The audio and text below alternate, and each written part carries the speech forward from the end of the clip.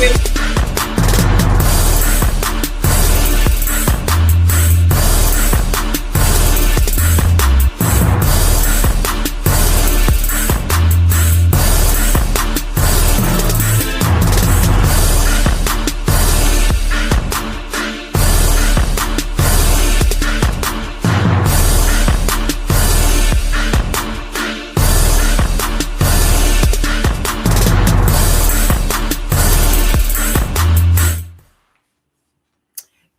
evening. Good evening. Welcome back to We Are Better Together. Happy Sunday, everybody. And today, I don't have my sidekick today, so I'm real nervous today. I don't know how it's going to go, but the show must go on. So I have a guest host today, and she's actually very special to me. She's one of my BFF. I mean, for real, for real. And so she's going to fill in for Sierra today, but we're going to be talking about attachment styles. So let's bring Tamika Scott Jones to the stage. Hey, Tamika. Hello, Deneen. Hello, everyone out there. I'm so happy to be here. Thank you so much for inviting me on today. Yeah, so tell us a little bit about yourself, Tamika. Okay. Well, first I'll tell you first because I'm a mother and a grandmother first. I'm a child of God, but I'm also you want me to tell you a little bit about like my background in social services? Whatever you want to share with us. Okay. Or not. Okay. Well, I'll just talk about a little bit. I have a background in social services, social work, and a lot of years of experience working in higher education. And also I have experience working in human resources, many years of experience in human resources and just working with people. I love service and I enjoy people and I enjoy serving God. So I'll tell you that. That's all I can say. But, right. Yeah. No, that's good. That's enough for us. I mean, just to know that you're having a servant heart is enough. I mean, that is enough. And then your background kind of lines up with the things that we talk about. Because, you and I, we talk a lot. And this is kind of how this podcast got started. We were having all these deep conversations all the time. I mean, we were just like, wow. We say, oh man, this, oh man, that. Every time we learn something new, we're sharing it. And so just kind of thought, you know what, we need to share that information with some other people because some other people might not have the resources that we have. So this is kind of how the podcast started. And so I'm happy to have Tamika on with us today. And we got a great topic, as always. Today, we're going to be talking about the attachment styles, right? And so let me just give you a few words about it. Attachment styles is understanding attachment styles, how they develop, how they affect friendships, family relationships, dating, marriage, conflict, and communication. The attachment theory was developed by a psychologist, John Bowlby. The attachment styles are patterns we develop for connection and security. They often begin in childhood, but continue to influence adult relationships. And there are 4 attachment styles: the secure, anxious, dismissive, avoidant, and fearful avoidant. And then here's a question. Have you ever looked at a relationship and thought, why do I keep reacting this way? Or have you ever wondered why some people need constant reassurance while others pull away when relationships get serious? That's always been a question because you wonder about it. You're like, man, they were doing so well. And now all of a sudden, they're not together anymore. So a lot of it has to do with their attachment style. So I'm going to start with just kind of giving you an idea on what is attachment. And then Tamika's going to come in and give us some dialogue. So attachment is our emotional blueprint for relationships. It tells us how we interact with people, how we react, how we respond, how we receive. And it influences trust, communication, conflict, vulnerability, intimacy. Attachment isn't about blaming parents. It's about understanding ourselves, really. And then another question is, can childhood experiences shape adult relationships? Can attachment styles change over time? Are we aware of our own patterns? Those are some of the things that, some of the questions you need to ask yourself. And so Tamika's going to talk to you about why attachment styles matter. Attachment styles, why attachment styles matter is because they influence how we connect with other people, um, how we communicate with others, and how we handle conflict in every relationship, whether it's a romantic relationship, a parental relationship, and even friendships. Therefore, attachment styles influence. They're formed in our childhood experiences influence our attachment styles, show up powerfully in our adulthood, especially in moments of stress, intimacy, or misunderstanding. Mm-hmm. For The goal sure. isn't to label people, it's to understand patterns so we can grow towards secure attachment. Relation. Yeah, exactly. Mhm. Because that's really ultimately we want everybody to have a secure attachment style. That's the goal. But there's a process to Mhm. get to that.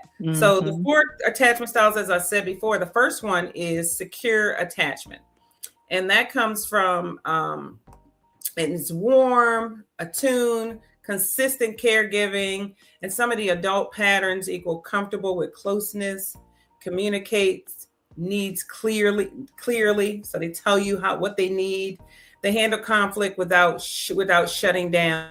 And the key strength in the secure attachment style is trust that relationships are safe. So they feel safe in their relationships. People with secure attachments generally feel comfortable with closeness and independence. Some of the characteristics of the secure attachment style is communicate openly, they trust others, they handle conflict relatively well, they're comfortable asking for needs, and they're comfortable in giving space. And then one of the things I wanted to ask about that is um, in the secure attachment, it's about emotional security. So they feel secure in it. And what does it look like? Why do secure people often seem calmer during conflict? Is secure attachment something people are born with or learned? So it's one of the talking points about that is secure people still have relationship problems. They just tend to address them differently. And that's the Mhm. difference between each one of the detachment styles. The next attachment style, Tamika's going to talk about anxious. And anxious, I might be able to relate to because this is the first time I want to just put a caveat. I've never done anything like this before, but I do appreciate you asking me to come on here, Deneen. Anxious attachment styles are inconsistent. Original origin is from inconsistent caregiving or a perceived abandonment in childhood. Adult patterns could be fear of rejection or being abandoned. Uh, Seeking frequent reassurance, being very hypervigilant and to emotional shifts, clinging to or overly explaining, core wounds to anxious attachment styles is you might have a feeling that someone is going to leave you, or you might leave me. People with anxious attachments often fear abandonment or rejection.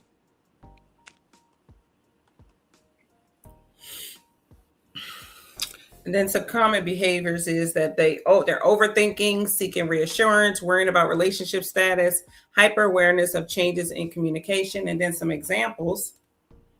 Reading into text messages, like someone sending you a text and you're just feeling very anxious, or um, when someone's taking longer to respond, like assuming something is wrong.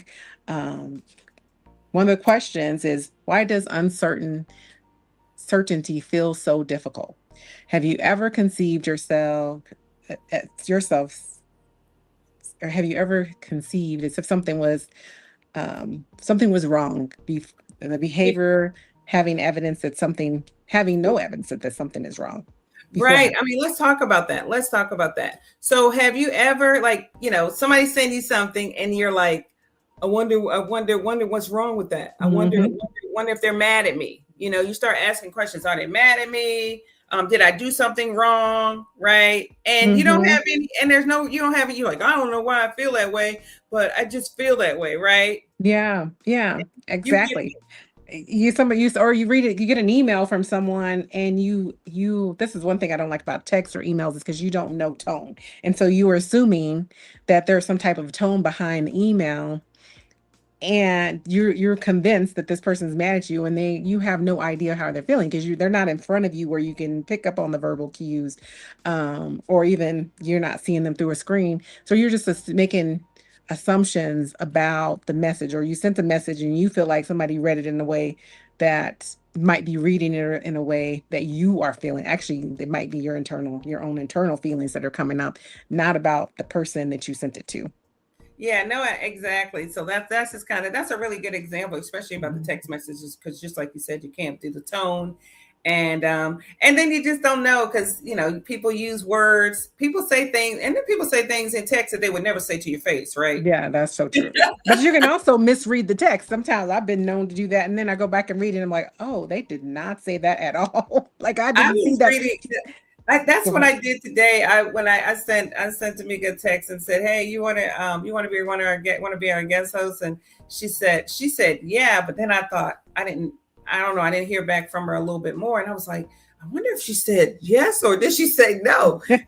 So a lot of times you do need to go back and read the text, and I think that when you're talking about an anxious attachment, you're talking about somebody who really needs clarity in everything. Hmm. They Hmm. don't need, you can't have any gaps, right? No, yeah. You want, just like how You have to about, reassure them. They need reassurance often. yes, They need, yeah. exactly. And how about when you send somebody a text and they don't respond? People with the anxious attachment theory, they don't respond. People think something's wrong, right? And I'm Yeah. looking, I'm always, I mean, And I I'm don't not know. the person. If you are an anxious attachment person, I'm not the person, because I take hours to respond to a text message. I'm not attached to my phone. So I tell my friends that, and when I meet people, I'm like, I'm so sorry, but I'm not I'm very busy oftentimes, and it's not that I don't care. I'm just not attached to a cell phone. So Yeah, I think. don't read anything into it. Well, I mean, people get labeled when they have anxious attachment as being Hmm. needy, right? And I don't Hmm. think it's necessarily as needy. I think it is, it's getting what you need. I Yeah. mean, you Yeah. need to, you got to make sure that the relationships that you're putting your energies into are also giving you what you need. So if Yeah. you're a person that requires, more conversations, more communication, then Hmm. you need to make sure that you are choosing a person that looks like that acts like that, right? Yeah. Yeah. Or just communicating that, so that what I believe in relationships is like a give and take. So when you communicate, hey, I'm this person who I need a little more reassurance, or need a little more communication. And granted, it's different when different types of relationships, the way you respond, how frequently you're connecting to people. But um just communicating that ahead of time, and rather than assuming. These are ways you can create healthy, if you're an anxious type of person, to create that healthy relationship. Is communication is just key and then that gives people options, because then somebody might be like, you know what, this is not, It's not I gonna work. just know me, that's not gonna work. Yeah. Yeah, no, that's exactly right. Communication, really letting the person that you're interacting with know what your expectations are, right? Yes, absolutely. And Yeah. so like for me, when I get new friends, which I always say no new friends, because I don't need any new friends, but when I come in contact with new people, I first thing I tell them is, if you're a person that wants me to call you every day, and you want to talk to me every day, and you're gonna be upset, Mhm. I'm not that girl. I can't be that friend for you. So I tell people that up Mhm. front, that I'm not that. And I also tell people that if you're a person that does not want the truth from me, Yeah, then you're probably not going to be happy with me. I know that to be true. That is to be true. It's true. She's my truth teller. You're my truth friend. I always tell people I have a truth teller, so I call her when I want the truth. But I mean, it really is about letting people know who you are and what your expectations are, right? And I know, unfortunately, for the anxious folks. But here's the Mhm. thing. I mean, start thinking about when I think about the anxious thing. Let's just start thinking about Where does that come from? It comes from being disappointed all the time. It comes from people not doing what they say they're going to do, right? It comes from people Well, saying one thing, doing another thing. It mhm. comes from people leaving you, right? Right. Or it comes from that childhood back in that the way in the child you're talking about maybe you felt abandoned or you were abandoned in your by a parent.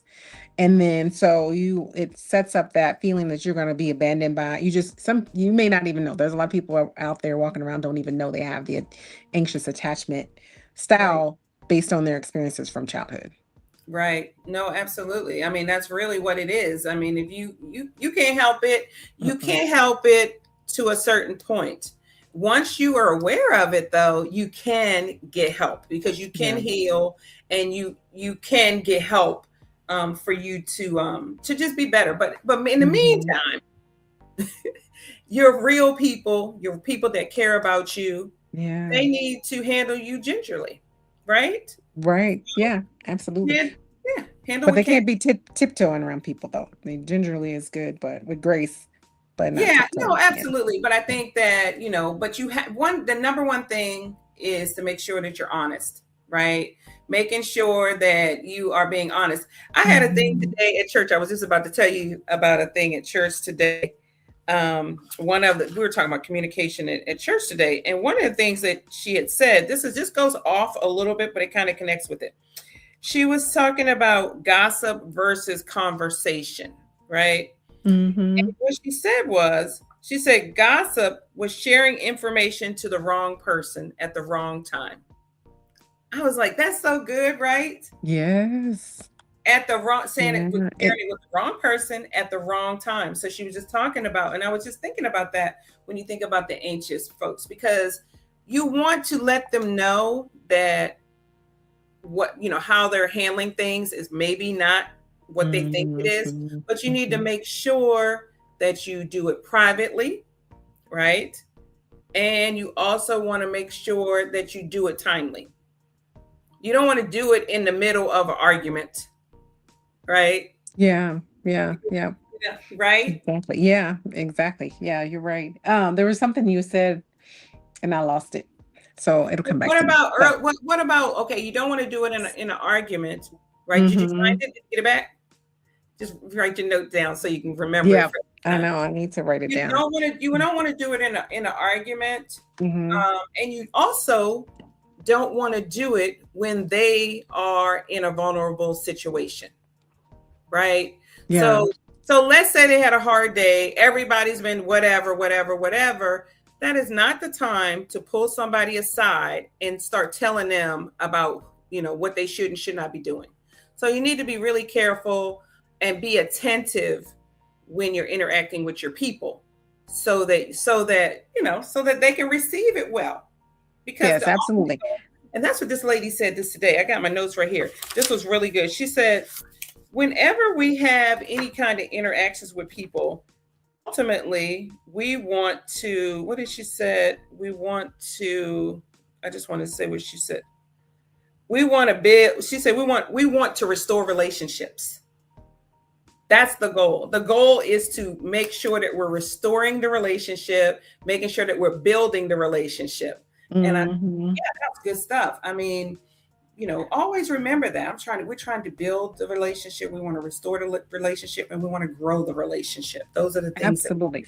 Okay, it came back to me, Deneen. I was going to say also in the way that you're communicating with others or other people also depends on the type of um, attachment style that you have, right? It depends on whether you have a healthy attachment style or if you have one of these other attachment styles that we're going to talk about here in a few minutes. But it just depends on your attachment style. So that's why one of the reasons why it's very important to know more about attachment styles and what your attachment style is, because then you'll know how you're reacting to your loved one and how you're reacting to this person who's anxious right. avoidance. Right. So Mhm. yeah, so now when you talk to me, I'm not going to be frantic about it because I know who you are, right? I Right. know Yeah. that's who you are. So I'm Hmm. not going to go crazy about it. I'm going to, like, for me, like I like to write, I write notes down. I'm going to put it up and store it up. and then we Mm-hmm. will talk about it another time because Yes. I know who you are. And so, and that was one of the things. Remember, I said that I said this to you one time, Tamika. I said, when I say something to you, you know my heart, you know where I'm coming from, right? Exactly. I know who So, you so are. even Mm-hmm. though I'm very sharp sometimes, and some seemingly not thoughtful or not really emotional about it, if you know where my heart is, you know that I'm coming from a place of love, Mm-hmm. right? Absolutely. Yeah. So when you start thinking about where that person is coming from, then you can understand it better, because now all of a sudden you don't take it as a cut. You're like, oh, Mm-hmm. that hurt, but I know she ain't trying to hurt me, Right. Right. right? And if you take it as a hurt, sometimes and I'm not a psychologist, I'll put it out there. I have worked in the field, but I'm not licensed to be No, giving any no, kind of, we're yeah. just passing, we're But just yeah, sharing information. share information. But what I was going to say about that is that um when we work on ourselves and we know who we are, if we're feeling some kind of way from someone we know, a loved one, someone we know who loves us is telling us something, and I know we have had our own disagreements at times. Pausing is really good to figure out what is this, what is triggering me. What is she saying that's triggering me? What is Deneen telling me that is triggering me? Why am I being triggered by this? Like, Right. That's good. what That about me is experiencing this in the way that I'm experiencing it? right. Yeah. And just communicating it, really Mm-hmm. communicating it, because there's no reason why you can't go to somebody that you care about and say, that made me feel, that didn't make me feel well. I didn't feel good about that. Yes. Yeah. I don't like the way Excellent. I felt when you said that. Yes. Right. That Yes. made me feel a certain kind of way. But when you say it like that, it's not saying, oh, you hurt my feelings. It can't, no, I did not hurt your No. feelings. Yes. Yeah. What I said, did come off a certain way. But I think that it's important for us to just really communicate and just let people know that where we're coming from. Mm-hmm. Because I Exactly. mean, Yeah. you could even say something like, what were you thinking about me when you said that to me? Right. Right. Yes. Or I need a little more information. Remember, I told you recently about a former coworker, who told me that I don't make a good manager. And that to me, like, I'm a processor anyway. And so when she said it hit me some kind of way. But we went on with the conversation, and then it just sat with me, and I kept recycling it out. I was like, what was that all about? So then I was like, that wasn't about me. That was about her. But then later I was like, had to call her up and say, hey, you made this comment, and it just won't go away. So I'm just trying to figure out, are you saying I was a bad manager, or were you saying something about, because she was referencing my health and how my health has impacted my ability to do my job. And I'm like, were you referencing my health and that influencing my ability to be a manager? Like, I'm just trying to figure out, what were you trying to say by that? Right. Because the way it came off was, maybe you misspoke, but and she apologized. But I did have to later on just come back to it and say, what were you trying to say in that situation? Can you just explain to me? Can you tell me more about what you were saying to me? Because I didn't really understand it. But I know her heart. I know she and I used to work together for many years, and I know that I'm assuming that I know her. We were coworkers, but I'm assuming that she wasn't coming from a bad place. But I just needed to be clear. I need to clarify. If she had said more about, like, tearing me down type of thing, and then I would have known who she really was and would have known more about why she said that. But she didn't. She corrected it and she apologized. But you just have to pause. Like I said, I'm a processor, so I had to process it. And then I had to come back and just later on ask, instead of assuming I'm never talking to her again. She just said I was a bad manager. I went back and asked a question, like, what did you really mean by that statement? Because Right. maybe you were just in your feelings at the moment and said the wrong thing. Well, I mean, that's what anxious attachment style, that's really what it's about, Tamika. It's often about seeking safety and certainty. Mm-hmm. So you Mm-hmm. are you want to feel safe, and you want to know what's going on. Yeah, Like, I'm just absolutely. trying to figure it out. So that's really what Mm-hmm. that is. So yeah. Yeah, that's a really good one. I think a lot of people can relate to that. Yeah. Hey, April, I love you. That's my sister. Hi, April. So yeah, I think that's a good one, and I think a lot of people a lot of people can resonate with the anxious attachment style at some point Mm-hmm. in your life. Mm-hmm. Some situations, there are times when you are more secure, and then there are times when you might be more anxious. So it just kind of depends on whom you're interacting with. Because Yeah. I might be secure in at work, right? And I Yeah. might be secure with my relationship with you, but I might not be secure with my relationship with a male, right? A romantic partner. Yeah. And Yeah. so it may be different, Mm-hmm. depending on who you are interacting with. You might be insecure with your boss. Hey, your boss might be insecure with Together you. with you. I've Oh had that yeah. before. Me We've too. had that, right? Because Yes. we've worked with Absolutely. people, we've worked with bosses who was anxious, had an anxious attachment style with us at work, and they were the supervisors. When that happens, man, that's a tough situation to It be in. is a tough situation. I had one who tried to eliminate my job. Remember that, Deneen? She tried to eliminate. Yeah, that was something. That Mhm. was Oh, something. and then the other thing was, remember, now this is so funny because this only me and Tamika can talk about this. The time that they tried to get me in trouble with human resources, saying I was practicing religion in the workplace Yes. because I gave you a book.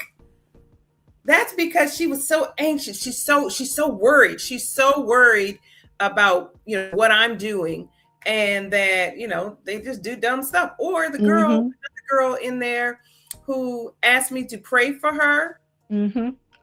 and then she was the one that said I was practicing religion in the workplace. She asked me to pray for her. And that book disappeared off my desk. I just want to say before I left. You Somebody know took what? that book. I don't have any more of those books. I forgot what that book was, but I remember it's a little green book. That was a It good was a book. great book. I used to go in the bathroom and pray about her. We Pray for had her to. with that book. We had Yeah. to. I mean, that she Mm-mm. really did have an anxious attachment style. Attachment. Mm-hmm. She was very worried Misreading. all the time. She wanted to know what's going on, and she was a gossipy, right? She's Mm-hmm. always into things. I mean, that's just funny. I hadn't thought about it before, but that was definitely, I'm sure most of you guys have experienced a person in the workplace that had the anxious attachment style where they were into everything. Most of the time, these people micromanage too. Mm-hmm. They want to know everything you're doing, every time you move, where you go, they want to know all those things. But I think that what we have to do is we just have to make sure that we're not leaving any gaps for those people.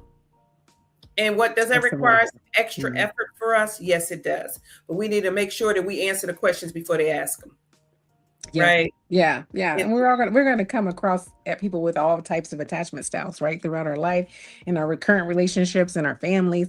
So we just have to figure out how we're navigating those relationships. right, How we right. want to navigate. Because sometimes some people the anxious style can be exhausting.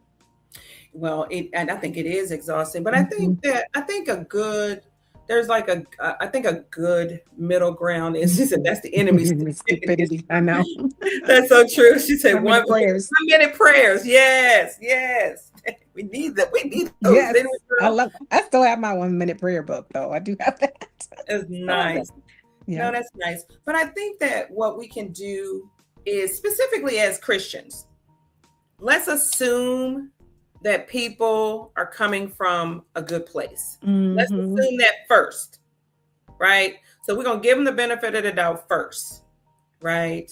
But then we're going to watch and see, because we got to be prepared. We need to be prepared. We need to prepare for the good, and we need to be prepared for the bad, Yes. because they both are real.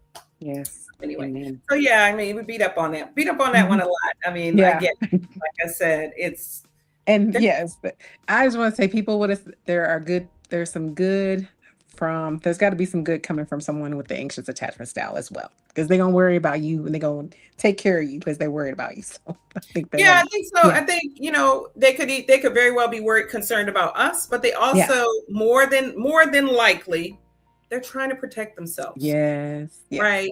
yeah, And you can't fault nobody for trying to protect themselves, trying to be safe, I understand that.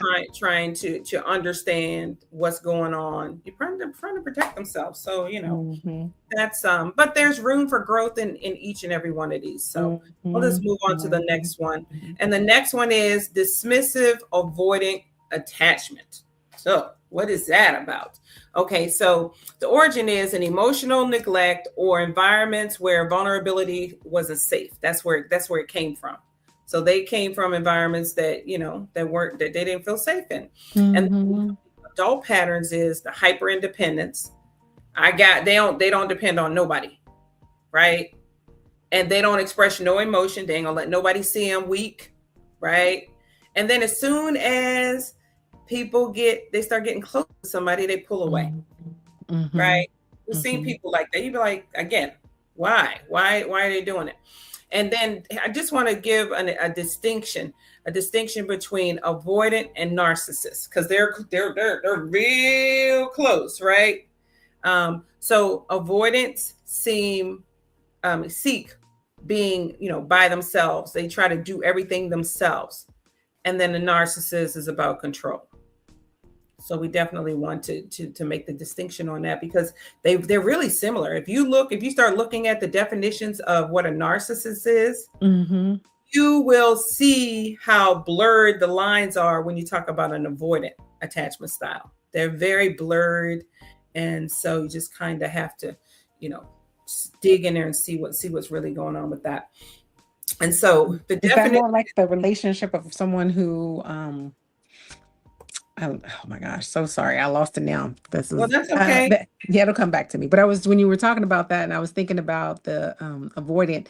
That's when I think about it as someone who you want to spend time with, but they don't want to. They're not available when you unavailable. That's what I was thinking about. An unavailable person. Being unavailable. No, I think the avoidant is really talking about more emotional, right? And obviously the emotional. Not being available emotionally probably would connect with not being available physically as well. Yeah. But much more emotional, because I had a relationship similar to that, and they were, we hung out a lot. We hung out a lot, but they did what when we were hanging out, they weren't saying anything meaningful, right? They would do all of these things. That's why I say, whenever you are getting into maybe a new romantic relationship, you need to make sure that you're not your whole getting to know each other is not involved with all the distractions, right? Let's do this, let's do that. Those are all distractions, and what that means is that you are not getting to know that person. You're hanging out. So you got to be real careful. People say if you want to know if you truly like somebody, spend a whole weekend locked in with them. Locked in with them. Y'all can't go nowhere. No. Nobody else. And you can't be on your phone the whole time either, right? So the definition, or watching TV or any of those things. So. Yeah, you can't do all those. None of those things. Yeah. Matter of fact, I had my 3 grandnieces with me all last week for 7 days. We did not watch TV one time. Not one time. And they weren't like stuck on their phones.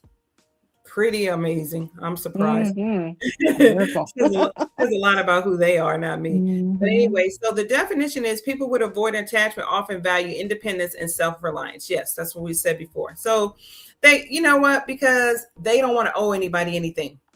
They don't want to owe you anything, right? So that's why they're like, nah, I'm good. No, I'm good. But the reality of it is relationships are exchanges. So, that's just what it is. So, and then there's some common behavior about the dismissive avoidant attachment. It's difficulty depending on others, pulling away during emotional conversations. So when you get into a serious conversation with that person, they're gonna try to throw you away on it. You'll be talking, let's talk, da, da, da, da, da. They're gonna be like, oh, I gotta make a phone call. Oh, I gotta go to the bathroom. Yeah. I gotta go distractions. Like your little kids do. Well, I gotta pee. I'm hungry.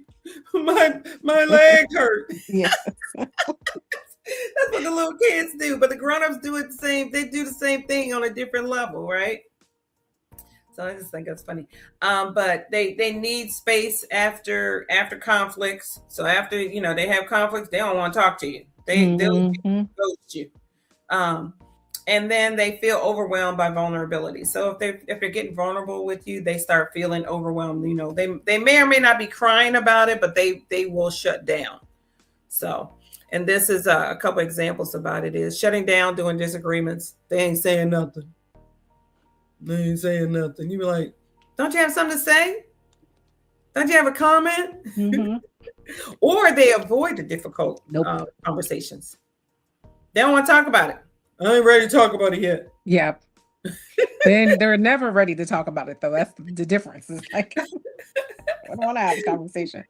Can we just have fun? Why we always got to talk? Can we just have fun? Yeah. Oh, every time I turn around, you want to have a serious conversation. Yes. Right? Yeah. Or I think that's so funny. Or they focusing on logic instead of feelings. So they don't want to talk about feelings. Well, how do you feel about me?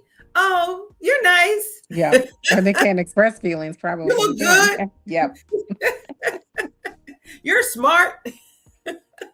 They ain't gonna say nothing about, internally. They're not gonna say any of those things. I think that's funny. But yeah, I mean, I think that some questions that we can ask about them is why do some people withdraw when relationships become more serious? So people have like this threshold. And matter of fact, you'll see a pattern of it. You'll see a pattern with some people, like, let's say your son or whatever. You're like, as soon as she start doing that, he's out. Right? Yeah. He ain't going for that, because he is afraid to go deep into things. And so, yeah, they don't want that. And then avoiding people aren't necessarily avoiding love. Often they're avoiding feeling vulnerable. So they don't want to give their heart to people. And then they lose. I mean, they don't, then people don't do what they say they're going to do. Right. So they're also based in, there's some fear of being hurt in this too. For them. Right, which is the next one, which brings us to the next one. Yeah. The fear avoidant, also known as disorganized attachment.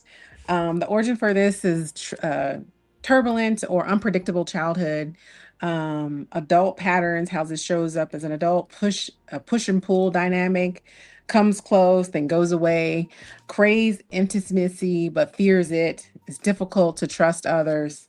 This is often shows up in relationships with high emotional and intensity. The definition is a combination of anxious and avoidant tendencies.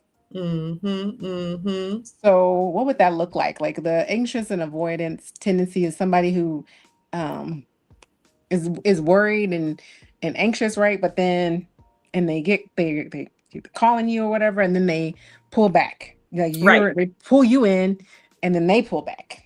Yes, that's exactly right. So you're like, oh yeah, they call you. You're like, oh, they calling me. Yeah, they call me. I'm calling me. You're like, oh no, I gotta go. Yes. They reciprocate. You start calling them, and the next thing you can't get in touch with them. But it's kind of like that. They chase, and then once they catch, then they don't. They're avoidant. They can't hold on to it. Yeah, they want it, but they don't want that much of it. Right. Yeah.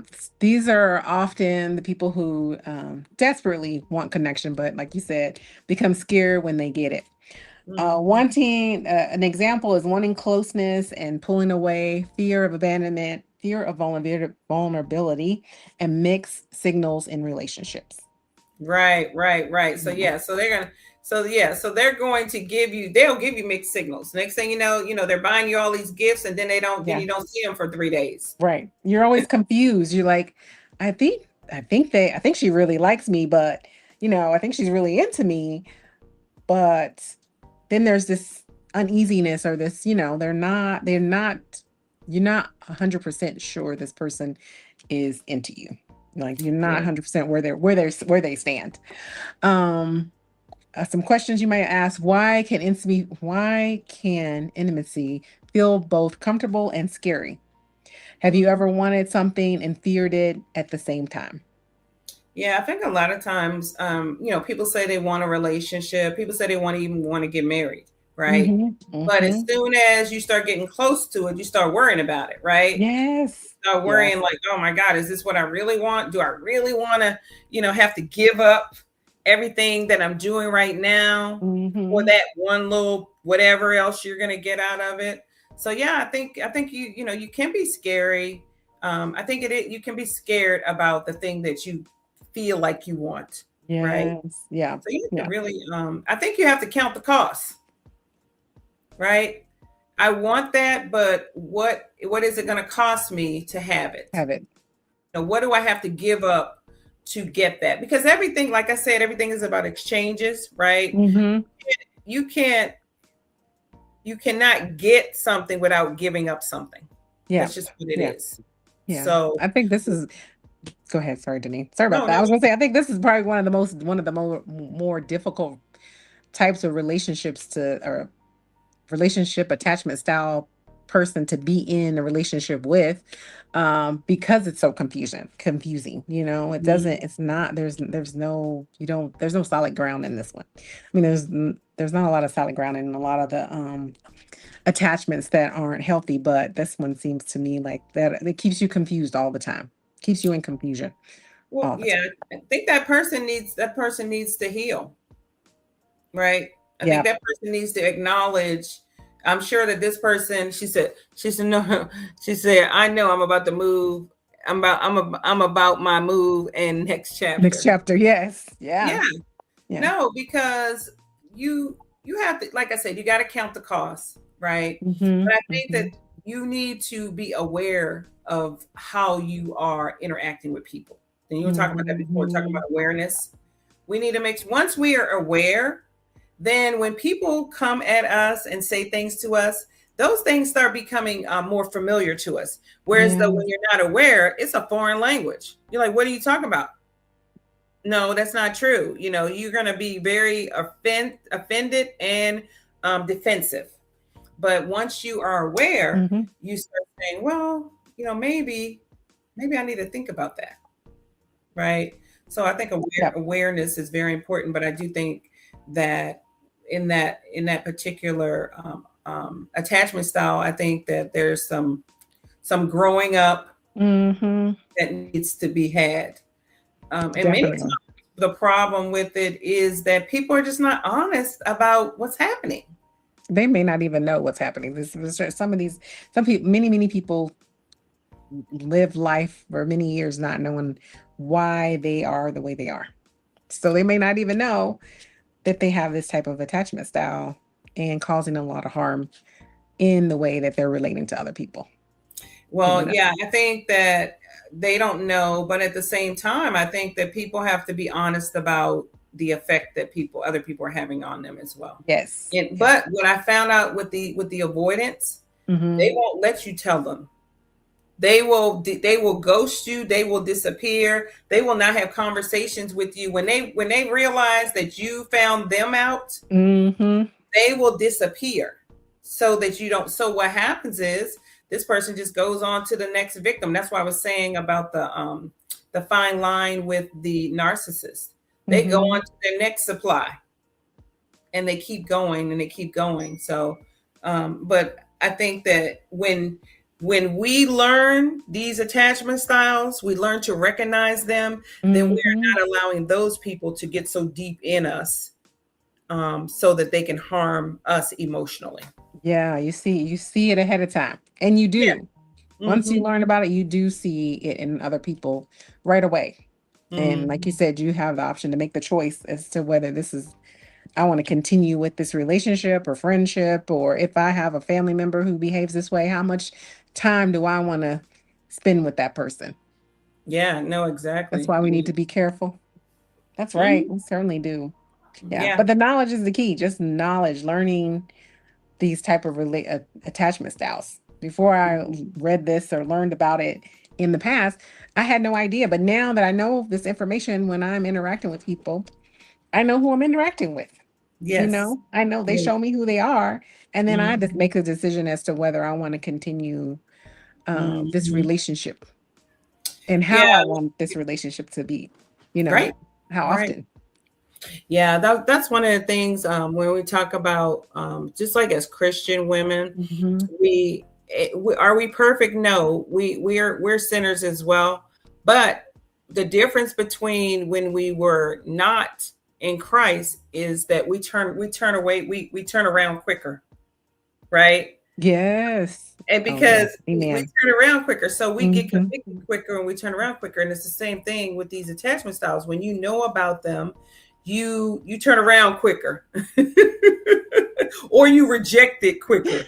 So you don't get so caught up into it. I think Mm-hmm. that once again, I think it's about it's the foundation of of this podcast. We're better together. We're better together Mm-hmm. because we have information that we need to share. We have information that everybody doesn't have, and so we're trying to share information that we think is important for people to grow Mm-hmm. that they might not get their hands on. Not everybody is going to read a book. Not everybody's going to be, kind of nerdy like us, trying to get every piece of information we find.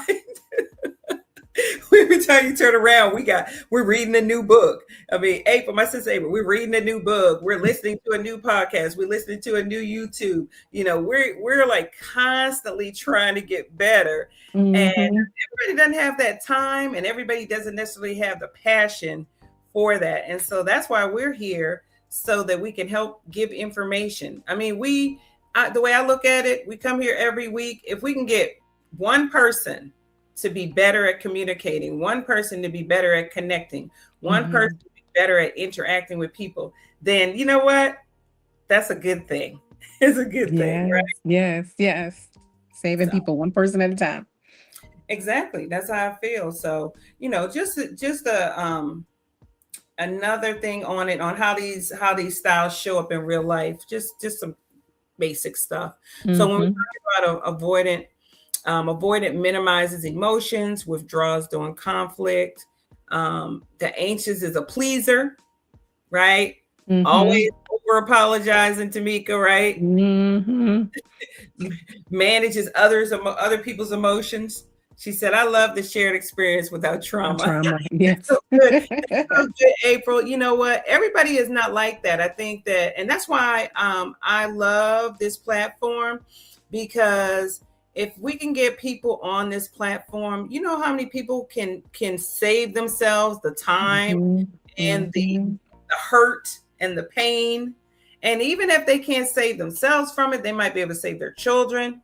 They might be able to save a friend, something like that. Because you know what? It's contrary to what people say, everybody does not have to experience trauma. Everybody doesn't. I'm sorry to tell y'all that. So, there's no excuse that, everybody goes through it. No, you don't have to go through it, but you need Yeah. information, right? Right. Yes, exactly. Right. So, Mm-hmm. vacillator, a fearful avoidant subtype. You're hot and cold, right? Idolizes, devalues. They tell you how wonderful you are, and then they tell you how terrible you are, right? Mm-hmm. You get that? Yes. Now, how do they do that? Like, what? You're like, seriously? What do you mean? So confusing. Yeah, It's, it yeah. is. Yeah. Like, I mean, you have any examples of that, of people being hot and cold, Do I have idealizing and devaluing? You got any examples do I on how have people? examples? Yeah, you Plenty got of any examples? yeah, I have plenty. Let me think.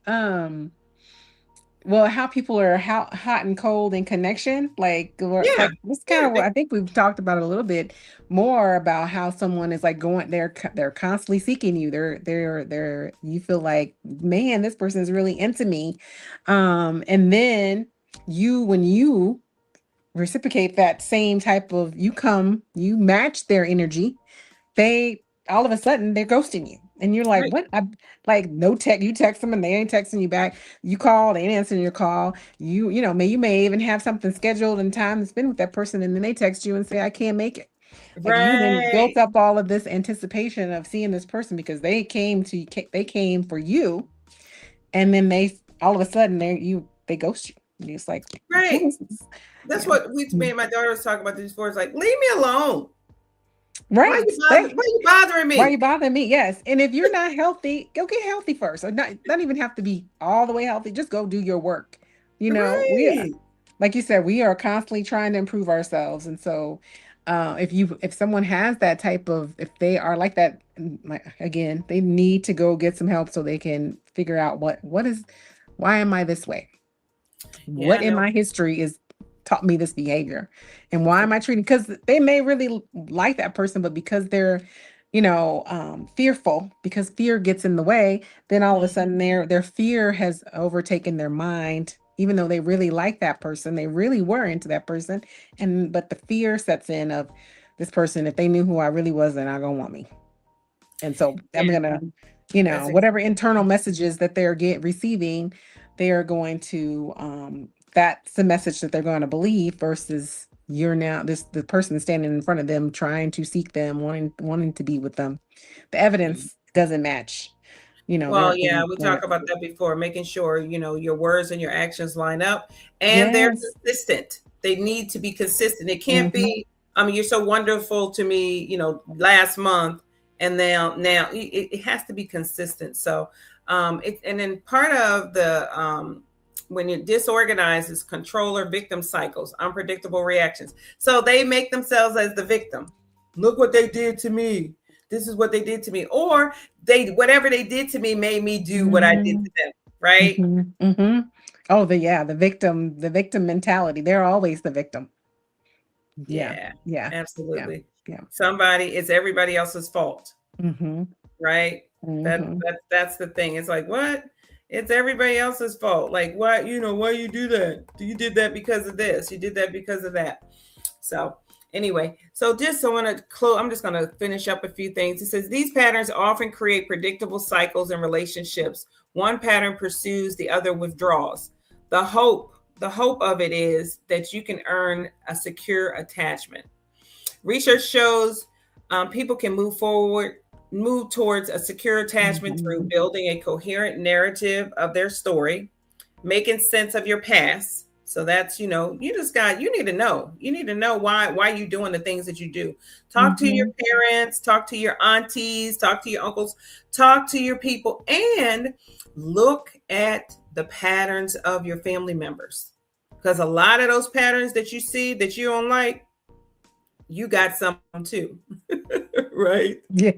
And you don't even know it. I mean, and here's the thing. A lot of times we have a lot of the same patterns, but we've Mm-hmm. learned to manage them better, right? We've learned to manage and hide them. So watch and see what's happening, in people, or like that. This is one thing that I think is important. That person that you talk to that gets on your nerves, you need to check yourself. Check yourself. Just Yes. like Tamika said it earlier. Why am I triggered by that? Why does this get Mm-hmm. under my skin so much? You need to Mm-hmm. understand that, because it's not so much about that person, it's about you. So you Yeah. need to definitely. But yeah, research shows people can move forward towards secure attachments through building coherent narrative of their stories. Change your story. You can always change your story. Practicing emotional language and needs, learning healthy boundaries that invite closeness. So that's something that a lot of people need to learn. Healthy boundaries. I mean, it's not allowing people to just do any old thing to Mm-hmm. with you Mm-hmm. about you. No, you need to stand up. Stand up for what you believe. Stand up for what you know you deserve. Right.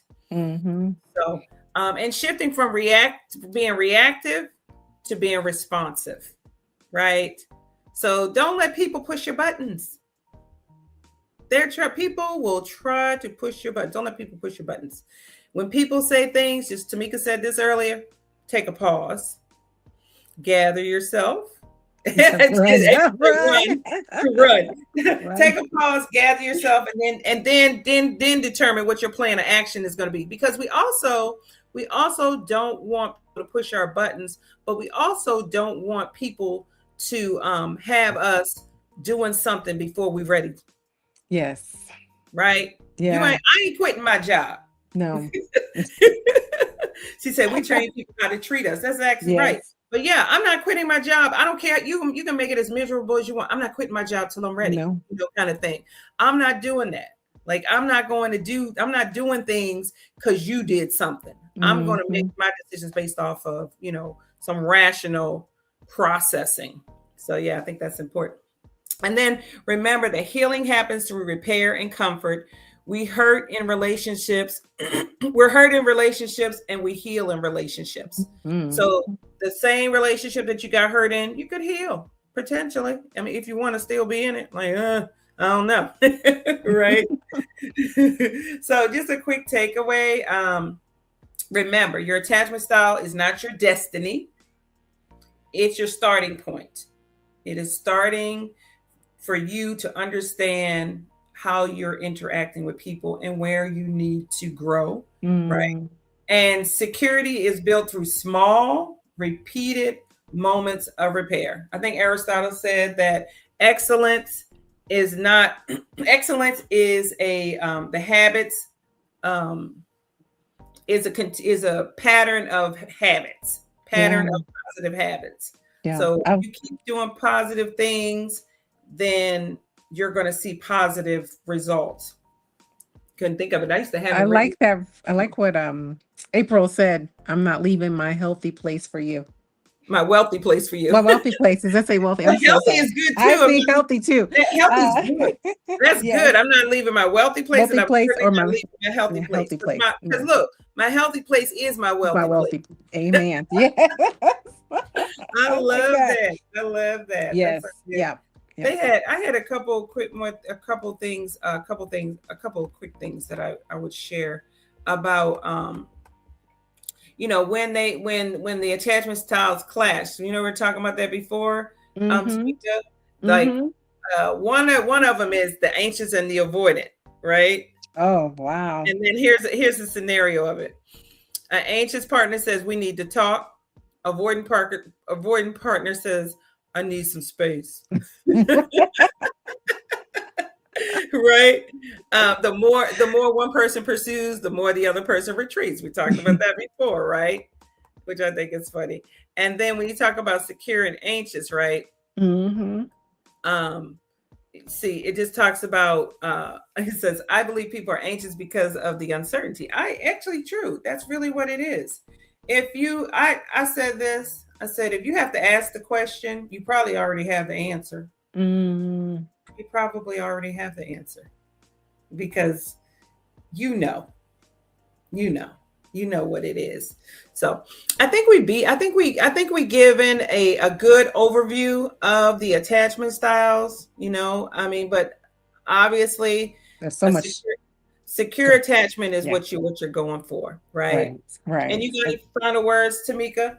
I was going to say there's so much more to this, so much more to the attachment styles, but I think we have done a good job of talking about it today, and it's just important. I think it's more important to know who you are and what attachment style you are currently in, and then just doing the work to get to a secure attachment style.